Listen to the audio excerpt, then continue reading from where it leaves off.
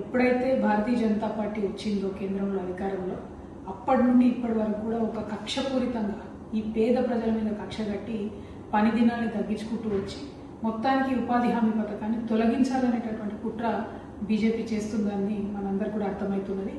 ఉదాహరణకు తీసుకుంటే కోవిడ్ తర్వాత 2021-22 సంవత్సరాల్లో మన తెలంగాణలో 14 కోట్ల పని దినాలను ఇవ్వగలిగితే ఇప్పుడు ఈ సంవత్సరం పోయిన సంవత్సరం చూసుకుంటే 7 కోట్ల పని దినాలకు తగ్గించడం జరిగింది. అంటే కంప్లీట్గా ఉపాధి హామీ పథకం అనేది ఇదివరకు చట్టంగా ఉండింది.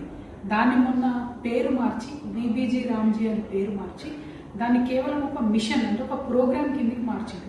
చట్టబద్ధత వేరు, ఒక ప్రోగ్రామ్ వేరు. సో రేపటి నాడు ఈ ప్రోగ్రామ్ కేంద్ర ప్రభుత్వం కంటిన్యూ చేయకపోతే కూడా మనం ఎవరం కూడా ఏం చేయలేని పరిస్థితి ఉంటుంది.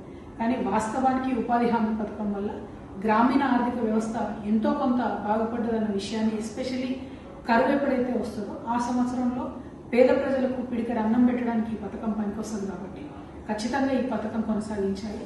దయచేసి భారతీయ జనతా పార్టీకి ఇక్కడ నుంచి 8 మంది ఎంపీలు ఉన్నారు. ఈ ఎంపీలందరినీ కూడా నేను కోరుతా ఉన్నాను, మీరు మీ ప్రభుత్వంతో కొట్లాడండి.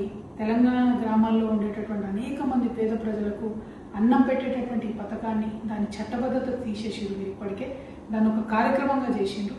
నిధులు కూడా ఇస్తలేరు. ఇది చాలా అన్యాయం. ఆ ఫీల్డ్ అసిస్టెంట్లకు ఉద్యోగ భద్రత ఇవ్వాలి, ఈ చట్టానికి ఈ కార్యక్రమానికి నిధులు ఇవ్వాలని చెప్పి నేను డిమాండ్ చేస్తా ఉన్నాను. Thank you. జై తెలంగాణ.